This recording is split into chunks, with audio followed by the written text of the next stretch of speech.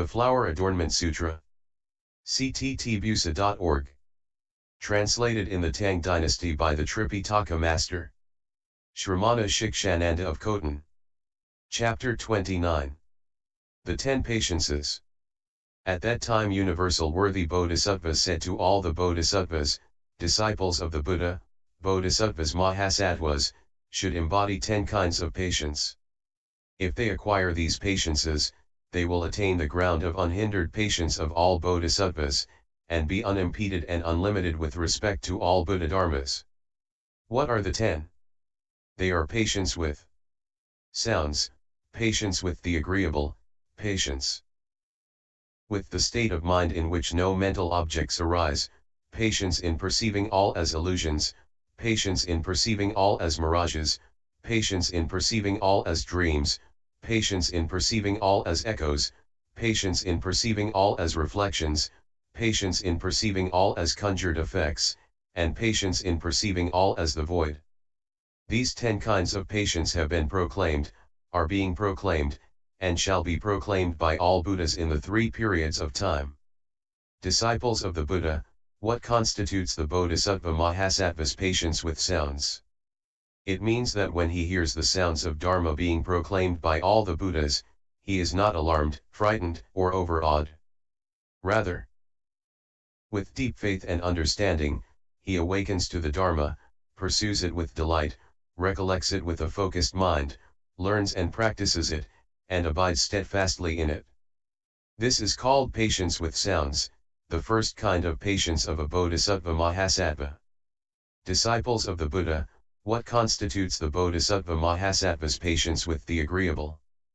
The Bodhisattva ponders and contemplates all Buddhadharmas, regards them impartially and does not violate them, complies with and understands them, purifies his mind with them, abides properly in and practices them, and enters and becomes accomplished in them.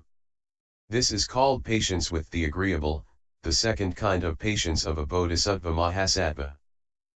Disciples of the Buddha, what constitutes the Bodhisattva Mahasattva's patience with the state of mind in which no mental objects arise? Disciples of the Buddha, this Bodhisattva Mahasattva perceives neither the slightest Dharma coming into being, nor the slightest Dharma ceasing to be. Why is this? Where there is no coming into being, there is no ceasing to be. Where there is no ceasing to be, there is no reaching an end. Where there is no reaching an end, there is freedom from defilement. Where there is freedom from defilement, there is no discrimination. Where there is no discrimination, there is no attachment to a location. Where there is no attachment to a location, there is tranquility. Where there is tranquility, there is renouncing of desires. Where there is renouncing of desires, there is absence of effort. Where there is effortlessness, there is no longing. Where there is no longing, there is no residing. Where there is no residing, there is no going or coming. This is called patience with the state of mind in which no mental objects arise, the third kind of patience of a Bodhisattva Mahasattva. Disciples of the Buddha, what constitutes the Bodhisattva Mahasattva's patience in perceiving all as illusions? Disciples of the Buddha, this Bodhisattva Mahasattva realizes that all dharmas invariably are like illusions arising from causes and conditions. Through a single dharma, he understands many dharmas. Through many dharmas, he understands a single dharma.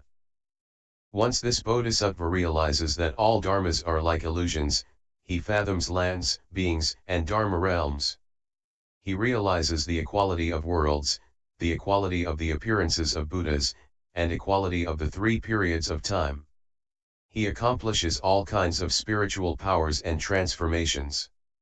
Just as an illusion is not an elephant, not a horse, not a carriage, not a pedestrian, not a man, not a woman, not a boy, not a girl, not a tree, not a leaf, not a flower, not a fruit, not earth, not water, not fire, not wind, not day, not night, not sun, not moon, not half a month, not 1 month, not 1 year, not 100 years, not 1 eon, not many eons, not concentration, not distraction, nor is it homogeneous, nor heterogeneous, nor uniform, nor variable, nor broad, nor narrow, nor abundant, nor scarce, nor finite, nor infinite, nor coarse, nor fine, nor any of the various kinds of phenomena or their aspects. The various phenomena are not illusions. Illusions are not the various phenomena. Yet, due to illusions, various different phenomena manifest. The Bodhisattva Mahasattva is the same way. He regards all worlds as illusory, namely, the world of karma, the world of afflictions, the world of lands, the world of dharmas, the world of time, the world of inclinations, the world of formation, the world of destruction, the world of movement, and the world of deliberate action. When the Bodhisattva Mahasattva contemplates all worlds as illusory, he perceives no beings coming into being, no beings ceasing to be, no lands coming into being, no lands ceasing to be, no dharmas coming into being, and no dharmas ceasing to be.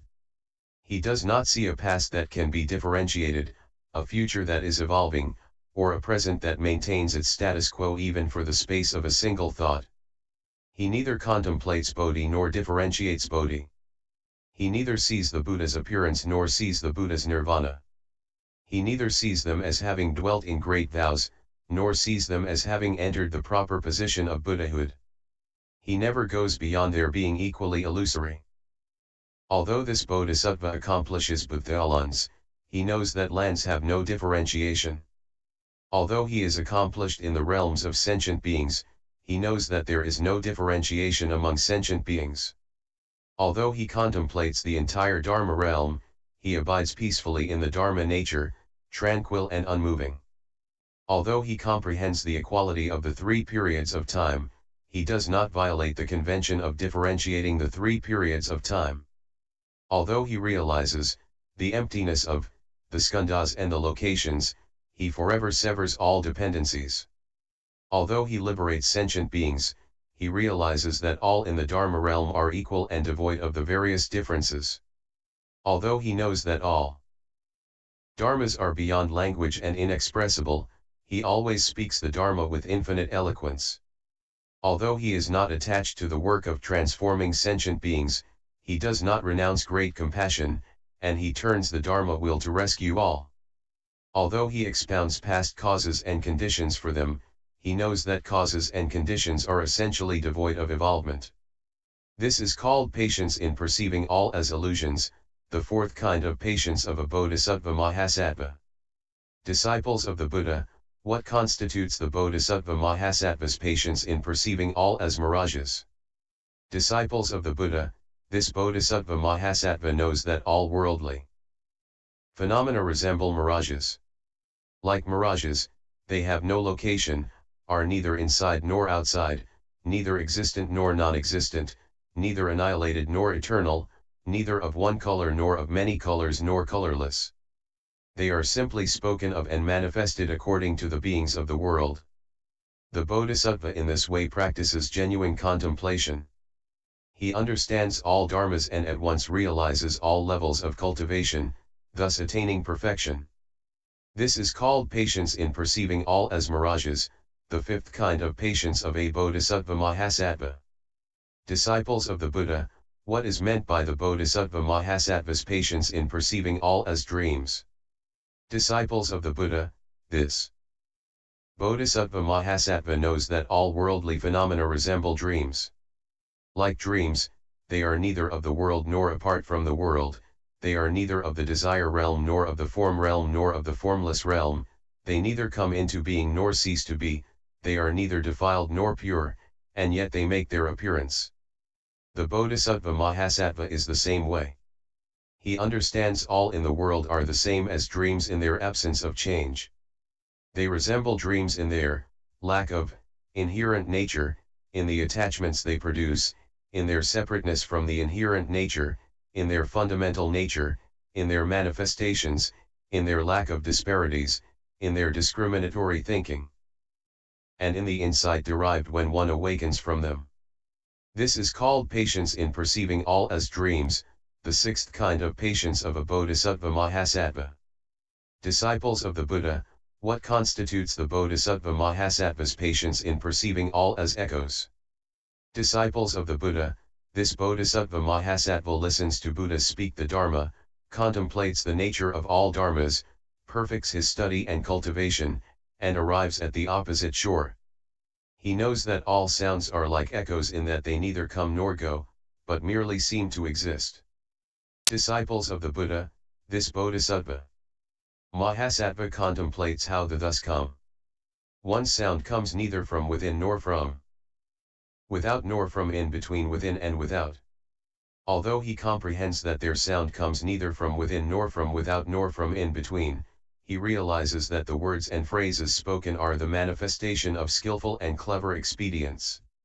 Like echoes in a valley, this sound arises from conditions yet remains unopposed to the Dharma nature.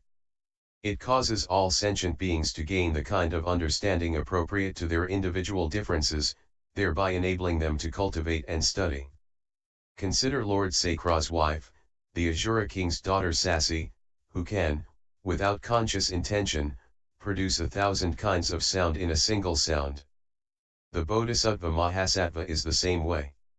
He enters the realm of non-discrimination, masters a versatile sound that adapts to beings of different capacities, and eternally turns the Dharma wheel in boundless worlds. This Bodhisattva Mahasattva can expertly observe all sentient beings and expound the Dharma to them by means of the hallmark of a vast, long tongue. His voice pervades the lands of the 10 directions without hindrance, enabling all therein to hear the Dharma as suited to their individual differences. Though the Bodhisattva knows that sound arises from nowhere, he manifests sounds everywhere. Though he knows there is nothing to say, he extensively expounds all the Dharma. The impartiality of his wonderful voice allows every kind of sentient being to understand in his or her own way and to attain thorough realization through his or her own wisdom. This is called patience in perceiving all as echoes, the 7th kind of patience of a Bodhisattva Mahasattva. Disciples of the Buddha, what constitutes the Bodhisattva Mahasattva's patience in perceiving all as reflections? Disciples of the Buddha, this Bodhisattva Mahasattva is neither born in the world nor dies in the world, is neither within the world nor outside of the world, neither cultivates in the world nor fails to cultivate in the world, is neither the same as nor different from those in the world, neither goes to the world nor fails to go to the world, neither dwells in the world nor does not dwell in the world, and is neither of the world nor beyond the world. He neither cultivates the Bodhisattva's practices nor renounces his magnificent vows. He attaches neither to reality nor to unreality. Although he constantly practices the Dharma of all Buddhas, he is able to manage all worldly affairs. He neither drifts with the worldly currents nor dwells in the Dharma flow. It is like how the sun, the moon, men, women, houses, mountains, forests, rivers, springs, and so forth are reflected in oil, water, physical entities, gems, mirrors, and other clear surfaces. A reflection is neither the same as nor different from the oil and other substances, it neither separates from nor merges with them. A reflection neither gets carried adrift in a river or stream nor sinks in a pond or well, appearing therein yet all the while untainted. Sentient beings may perceive a reflection as being at one location and not another, but although objects far and near all have reflections, the distance of a reflection does not correspond to the distance of its object. The Bodhisattva Mahasattva is the same way. He can perceive his own body as well as those of others. His wisdom allows him to perceive these states, yet he does not interpret them as dual and speak of himself and others as being different. He simultaneously appears everywhere in his own country and other countries, all of which are distinctively different from each other. Just as a seed does not have roots, shoots, stems, nodes, branches, or leaves, yet is capable of producing such things, so too is the Bodhisattva Mahasattva capable in the same way. With expedient means, he distinguishes duality in that which is non-dual, and yet he thoroughly understands the non-obstructive reality. This is called patience in perceiving all as reflections, the 8th kind of patience of a Bodhisattva Mahasattva. When the Bodhisattva Mahasattva achieves this patience, then without traveling to the lands of the 10 directions, he is able to appear everywhere in all but the eons. He neither leaves this place nor goes to those places.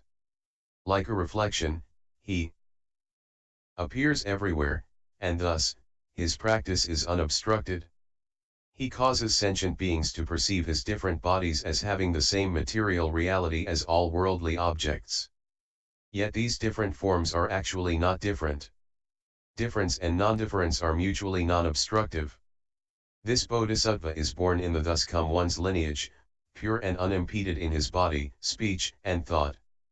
Therefore, he is able to attain a pure body capable of assuming boundless physical forms.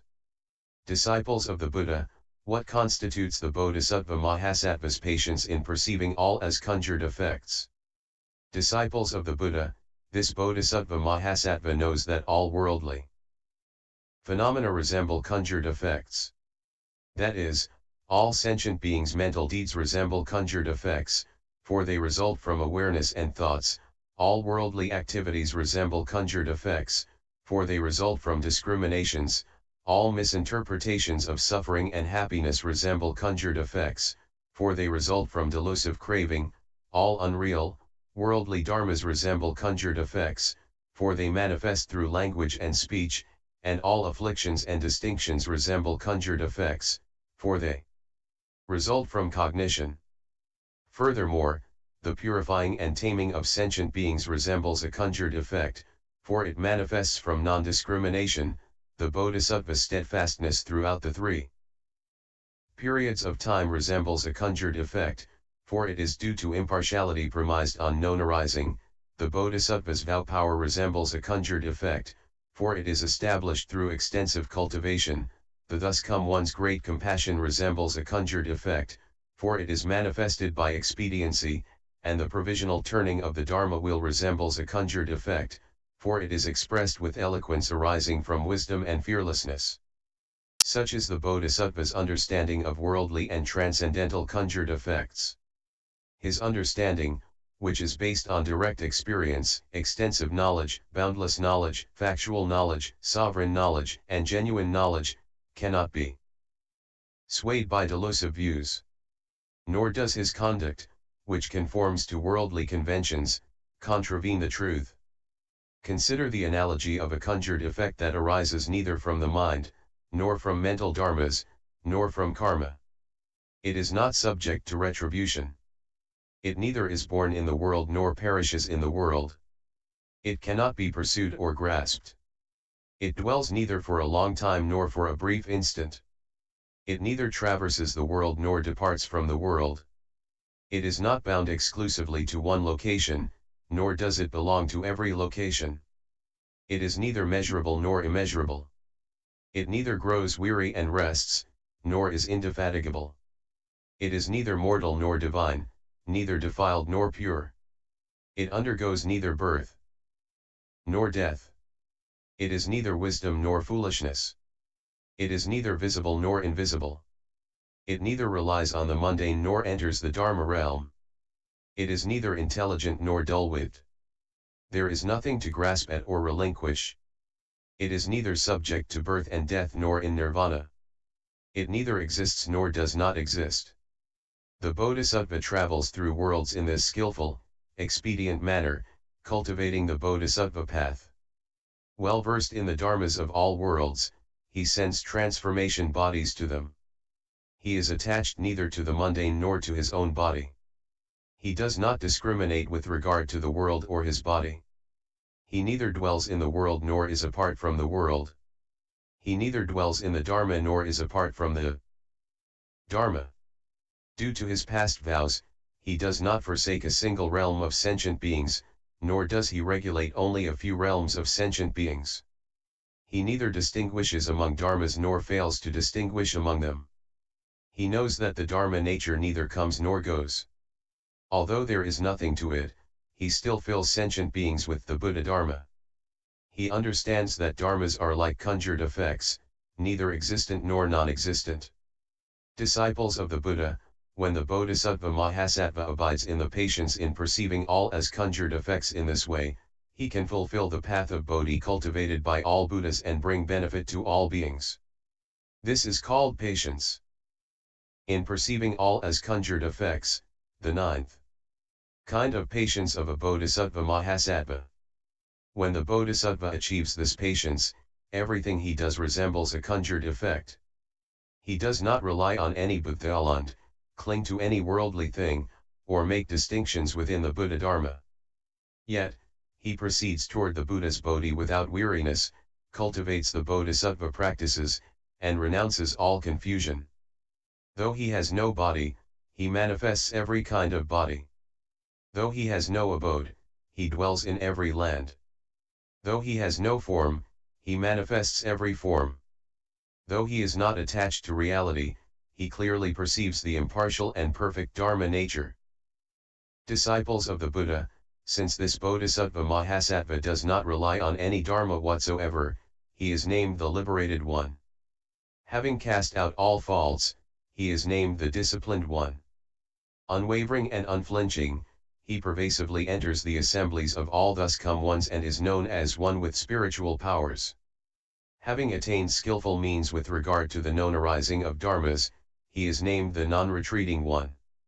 Endowed with such powers that even Sumeru and the Iron Ring Mountains cannot obstruct him, he is named the unobstructed one. Disciples of the Buddha, what is the Bodhisattva Mahasattva's patience in perceiving all as the void?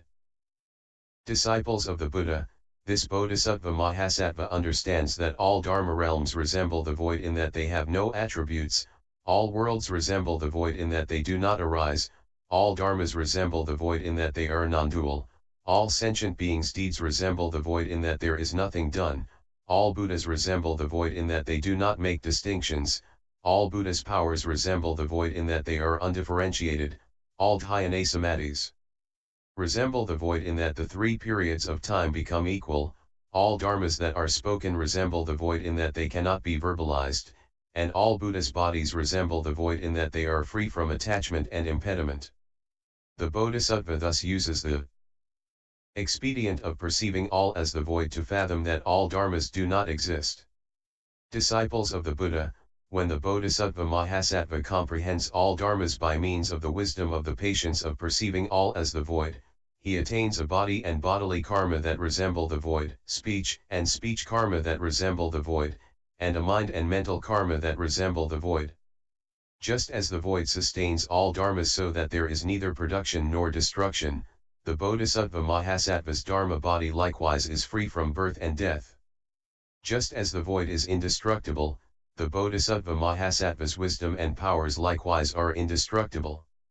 Just as the void serves as the refuge for all in the world yet itself is not dependent on anything, the Bodhisattva Mahasattva likewise is the refuge for all dharmas yet all the while independent. Just as the void is beyond birth and death yet accommodates all births and deaths in the world, the Bodhisattva Mahasattva likewise is without aims or achievements yet manifests aims and achievements, leading all those in the world to cultivate purity. Just as the void lacks boundaries, yet can manifest infinitely many boundaries, the Bodhisattva likewise has no karma or retribution, yet is able to manifest all sorts of karma and retribution. Just as the void neither travels nor remains still, yet can reveal all sorts of magnificence, likewise the Bodhisattva Mahasattva neither travels nor remains still, yet is able to discern all practices. Just as the void neither has form nor lacks form, yet can display all the various forms, likewise the Bodhisattva has neither worldly nor transcendental form, yet can display all forms. Just as the void is neither distant nor close, yet lasts forever and manifests all things, likewise the Bodhisattva Mahasattva is neither distant nor close, yet is able to dwell forever and display all the practices of Bodhisattvas. Just as the void is neither clean nor polluted, yet not apart from cleanliness and pollution, likewise the Bodhisattva Mahasattva is neither impeded nor unimpeded, yet not apart from impediment and non-impediment. Just as the whole world appears before the void, yet the void does not appear before the whole world, likewise all dharmas appear before the Bodhisattva Mahasattva, yet he does not appear before all dharmas. Just as the void enters all and knows no bounds, Likewise the Bodhisattva Mahasattva enters all dharmas and his Bodhisattva resolve knows no bounds. Why is that? The reason is that what the Bodhisattva does is like the void. That is to say, all his cultivation, all his adornment and purification, and all his accomplishments are completely impartial, being of one single substance, flavor, and capacity, and resembling the void in its purity and all-pervasiveness. In this way the Bodhisattva certifies to the knowledge of all dharmas and does not discriminate among any of them. He adorns and purifies all Buddhalans, perfects all independent bodies, and discerns all directions without confusion. He possesses all powers and cannot be vanquished. He has perfected all the boundless meritorious virtues, plumbed the depths of all profound dharmas, and mastered all paramithas. Sitting on all Vajra seats everywhere, he universally utters sounds that accord with all kinds of beings. He turns the Dharma wheel for the sake of those in all worlds without ever missing the right opportunity. This is called patience in perceiving. All as the void, the 10th kind of patience of a Bodhisattva Mahasattva. The Bodhisattva Mahasattva, upon accomplishing these kinds of patience, attains a body that comes from nowhere, since it goes nowhere. He attains a body that is unproduced, since it never ceases to be. He attains a body that is unmoving, since it never decays. He attains a body that is unreal, since it is beyond falseness. He attains a body of a single attribute, since it is free of attributes. He attains limitless bodies, since the Buddha's powers are limitless. He attains an impartial body, since it is identical to thusness. He attains an undifferentiated body as a result of impartially contemplating the 3 periods of time. He attains a body that reaches all places, since his pure eyes perceive impartially without hindrance. He attains a body free from desires, since he knows that all dharmas neither unite nor separate. He attains a body as boundless as the void, since he has a treasury of blessings and virtue as inexhaustible as the void. He attains a body endowed with impartial eloquence based in the infinite and perpetual Dharma nature because he knows that the marks of all dharmas are just a single mark and that their nature is no nature, like the void. He attains a body of measureless and unobstructed sound, because he is unobstructed like the void. He attains a body endowed with all skillful, pure bodhisattva practices, because he is unhindered in all places like the void. He attains a body of the successive continuity of the oceans of all Buddhadharmas, because like the void it cannot be brought to an end. He attains a body that can display limitless Buddhalans in every Buddhaland, since he is free from greed and attachment, and is boundless like the void. He attains a body that can display all sovereign dharmas without rest, for he resembles the void and the ocean in their boundlessness. He attains a body of all indestructible and solid strengths, as a result of sustaining all worlds like the void. He attains a body endowed with keen faculties and as strong and indestructible as Vajra, because like the void he cannot be burned by any of the kalpic fires. He attains a body with the strength to uphold the entire world as a result of having power of wisdom like the void. Disciples of the Buddha, these are the 10 kinds of patience of a Bodhisattva Mahasattva. At that time universal worthy Bodhisattva Mahasattva, wishing to restate the meaning of his teachings, spoke the following verses. Take, for example, a person in the world who learns of the sight of a treasure trove. The prospect of uncovering it is cause of great joy in his heart. That is what happens when the greatly wise Bodhisattva, true disciple of the Buddha, encounters the Dharma of all Buddhas, which is profound, tranquil, and markless. Upon hearing this profound Dharma, his mind is set at peace, free from panic and terror, free from every fear. The great knight in quest of Bodhi hears this extensive sound.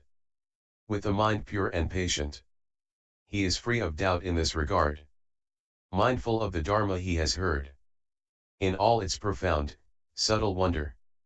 He is bound to accomplish all wisdom, and be a great teacher for humans and gods. The Bodhisattva who hears this sound rejoices in his heart. and brings forth a resolute vow to seek the Dharma of all Buddhas. Through his delight for Bodhi, his mind is gradually subdued, and his faith made to grow. He neither opposes nor disparages the Dharma. Hence when he hears this sound, in his mind patience takes root, wherein he dwells without wavering, to cultivate the Bodhisattva's practices. In his quest for Bodhi, he focuses his cultivation on its path, vigorous and never retreating. He dismisses no beneficial restraints. Seeking the path of Bodhi, his mind is free from fear. Hearing the Dharma, he grows more vigorous in presenting offerings to the Buddhas to delight them. Just as a person of great blessings who acquires a treasury of fine gold carries the gold with him, fashioning it into ornaments. In the same way, the Bodhisattva, hearing the Dharma's profound meaning, ponders it, expanding his oceanic wisdom, and cultivates the Dharma of compliance. He understands to accord with the existence of Dharmas. He understands to accord with the non-existence of Dharmas. In this way he tallies with every Dharma, thus achieving an understanding of all Dharmas. Accomplishing the pure mind brings thorough understanding and great joy. Knowing that Dharmas arise from conditions, he cultivates with diligent zeal. Impartially contemplating all Dharmas, he comes to know their inherent nature. Not opposing the treasury of Buddhadharma, he awakens universally to all Dharmas. Constantly fortifying his resolve with joy, he thereby purifies and adorns the Buddhas. Bodhi. Immovable as Mount Sumeru, he single-mindedly quests for right enlightenment. With vigorous resolve, he cultivates the path of samadhi. Through measureless eons of diligent practice, he never retreats or falters. The Dharma the Bodhisattva enters is what is practiced by the Buddhas. Comprehending this principle, his mind never grows weary or lax. As the Peerless One taught, he regards all Dharmas impartially, bearing everything equally with patience. He is able to achieve the wisdom of impartiality. Following what the Buddhas taught, he accomplishes the Dharma of patience. Understanding the Dharmas in accord with thusness, he does not differentiate among them. In the heaven of the 33, all the celestial princes share a single vessel of food, yet every prince's food tastes different. The various foods that are eaten do not come from the 10 directions. According to the karma of their cultivation, these foods naturally appear in the vessel. A similar thing happens to bodhisattvas as they contemplate all dharmas, which arise from causes and conditions yet do not come into being or cease to be. Since they do not cease to be, they have no end. Since they have no end, they are free of defilement. Thus, regarding the ever-changing worldly dharmas, the bodhisattva knows them to be beyond change. Without change, there is no location. Without a location, there is quiescence. With his mind undefiled by attachments, he vows to liberate all sentient beings. Concentrating on the Buddhadharma, he is never distracted or moved. With a heart of compassionate vows, he acts expediently in the world. Diligent in his quest for the 10 powers, he abides in the world but does not dwell. Neither going nor coming, he expediently and skillfully expounds the Dharma. This patience is supreme. Understanding that Dharmas are endless, he enters the true Dharma realm, without actually entering anything. The Bodhisattva dwelling in this patience universally sees all thus come ones, simultaneously bestowing a prediction upon him. This is called being offered a position by the Buddhas. Comprehending that dharmas in the 3 periods of time are characterized by stillness and purity, he is able to transform sentient beings and set them in a wholesome path.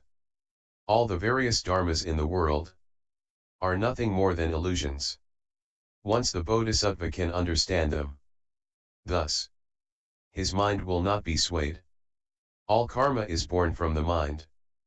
But since the mind is said to be like an illusion, If one leaves these discriminations, all paths of existence will be extinguished. The mind is like a magician, who conjures up every image, causing the crowd to crave them with delight. Ultimately there is nothing there. The world is also thus. All things are illusions, without a nature or an origin. In spite of their manifold appearances, the Bodhisattva liberates sentient beings, leading them to realize that dharmas are illusory. Beings are no different from illusions. Once illusion is understood, there are no beings. Sentient beings, countries, and all dharmas in the three periods of time, are, without exception, no more than illusions.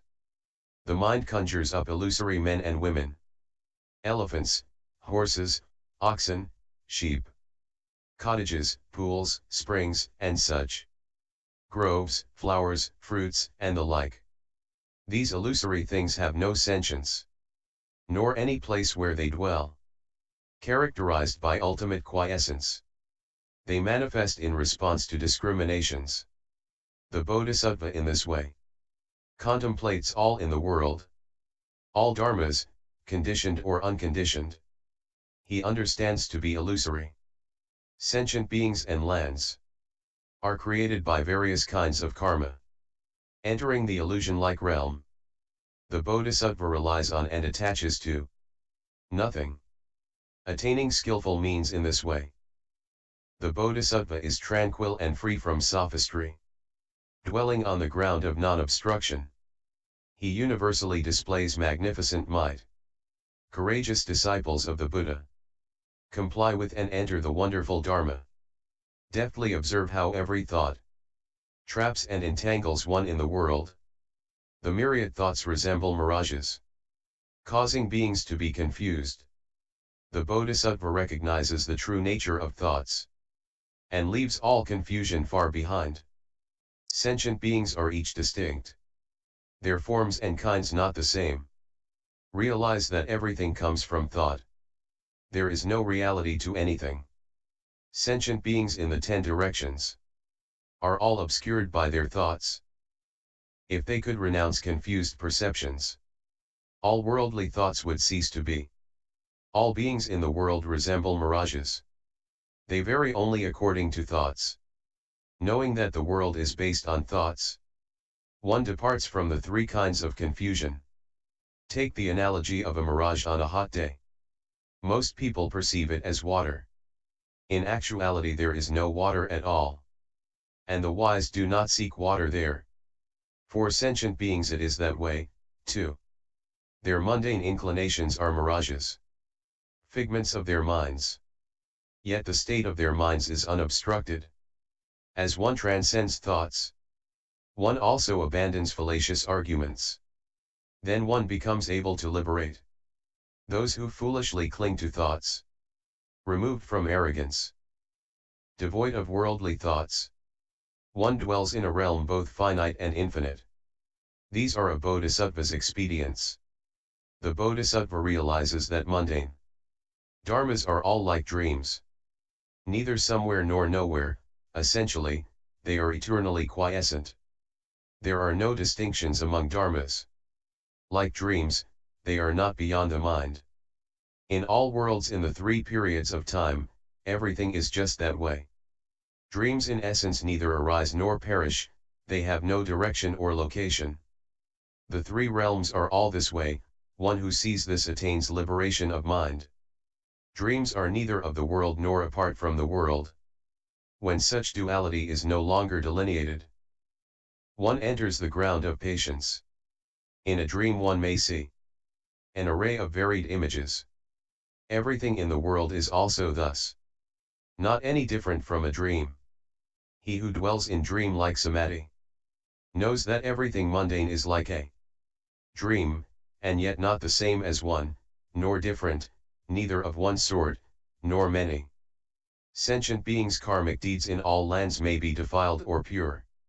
The Bodhisattva understands them exactly as they are, equivalent to dreams in every way. The Bodhisattva understands that his practices and the great vows he makes are all like dreams, and in that way no different from the mundane. Knowing the world to be empty and still, he does not destroy worldly dharmas, for they are like images in a dream, varying in size and color. This is called patience in perceiving all as dreams. Through this, the Bodhisattva understands worldly dharmas. He soon achieves unobstructed wisdom and saves vast flocks of beings. Cultivating practices such as these, the Bodhisattva attains broad understanding. He skillfully perceives the nature of dharmas, with no attachment to dharmas in his mind. In each and every world, all the various sounds are neither inside nor outside. He knows that they are all like echoes. Just as in listening to echoes, one's mind does not discriminate among them. When the Bodhisattva hears sounds, his mind is the same way. He reverently beholds all thus come ones, and listens to the sounds of the Dharma they speak. Measureless sutras are proclaimed. He listens, yet remains unattached. Just as echoes have no origin, sounds heard are the same way. Yet within the sounds, Dharma can be discerned, without any mistake or contradiction. He thoroughly understands all sounds, yet does not discriminate among them. Knowing that all sounds are empty and still, he sends forth pure, clear sounds everywhere. Knowing that Dharma is not a matter of language, he skillfully enters the wordless realm, and yet can use speech to reveal things. Much as an echo resonates through the land. Comprehending the path of language, endowed with perception of sound, he realizes that sounds are essentially void. Yet he speaks the language of the world. He reveals how all the sounds in the world are both the same and different. His sound pervades all places, enlightening the multitudes of beings. The Bodhisattva who acquires this patience transforms the world with pure sounds. He expediently speaks about the three periods of time, but has no attachment to time. Wishing to benefit the world, he single-mindedly seeks after Bodhi, constantly entering the Dharma nature. He entertains no discrimination. He observes that all things in the world are quiescent and devoid of an intrinsic nature. Yet he constantly benefits beings, cultivating with an unwavering resolve. He neither dwells in the world, nor separates himself from the world, relying on nothing in the world. He is nowhere dependent. He comprehends the nature of the mundane, yet is undefiled by and unattached to it. Without relying upon the world, he transforms and liberates those in the world. He completely knows the intrinsic nature of all the dharmas in the world. He understands that dharmas are non-dual. Yet to non-duality he attaches not. His mind neither leaves the mundane, nor dwells in the mundane. It is not beyond the mundane that he cultivates all wisdom, like a reflection in water, neither inside nor outside. The Bodhisattva in quest of Bodhi understands that the world is not the world. He neither dwells in nor transcends the mundane, for the mundane is beyond words. He is neither within nor without, appearing in the world like a reflection. Entering this profound meaning, he leaves defilement and gains total clarity. Yet he does not forsake his original vow to be wisdom's lamp shining on all. The world has no boundaries, yet his wisdom infuses it to capacity. He transforms flocks of beings everywhere, enabling them to cast out all attachments. Contemplating the profound Dharma, he benefits the multitudes of beings, leading them to enter wisdom and cultivate every path to enlightenment. The Bodhisattva observes all dharmas, realizing that they are all like conjured effects. Yet he undertakes practices resembling conjured effects, never forsaking them to the very end. In accord with the nature of conjured effects, he cultivates the Bodhi path. All dharmas resemble conjured effects. So do the Bodhisattva's practices. Everything in all worlds and karma without measure are equally like conjured effects, dwelling ultimately in quiescence. All Buddhas in the three periods of time resemble conjured effects in every way. Cultivating myriad practices based on their vows, they transform into thus come ones. The Buddhas, with great compassion, liberate and transform sentient beings. Such liberation is also like a conjured effect. By their transformative power, the Buddhas explain the Dharma. Knowing that all mundane things are conjured effects, the Bodhisattva does not discriminate among them. The various distinctions among conjured events result from differences in karma. Cultivating the practices of Bodhi, he adorns the treasury of conjured effects. With infinite good deeds he adorns it. Just as karma creates the world, the Dharma of conjured effects is beyond discrimination, and does not differentiate among dharmas. Both of these are quiescent, as are the Bodhisattva's practices. The sea of conjured effects is understood with wisdom. The nature of conjured effects imprints all worlds. Conjured effects neither come into being nor cease to be. The same is true of wisdom. With the 10th patience he sagaciously observes sentient beings and all dharmas, how quiescent their essential nature is. Like the void, belonging nowhere. Attaining to this void-like wisdom, he leaves all attachments behind forever. Like the void, empty of everything, he is unimpeded throughout the worlds. Patience in perceiving all as the void that he achieves its power, like the void, is inexhaustible. States of being resemble empty space, yet he discriminates not as to emptiness. The void has no essential nature. It is not subject to annihilation, and is absent of various discriminations. The power of wisdom is also like this. Without a beginning, the void has neither a middle nor an end. Equally unfathomable in its expanse is the Bodhisattva's wisdom. With that he contemplates the nature of all dharmas, how everything is like the void, neither coming into being nor ceasing to be. That is the Bodhisattva's attainment. While abiding in the Dharma of emptiness, he still expounds for sentient beings, subduing all the demons. Through the expedience of this patience, worldly characteristics, however different, are all empty of characteristics. Entering that which is uncharacterized, he regards all characteristics as equal. He uses a single expedient to universally enter all worlds.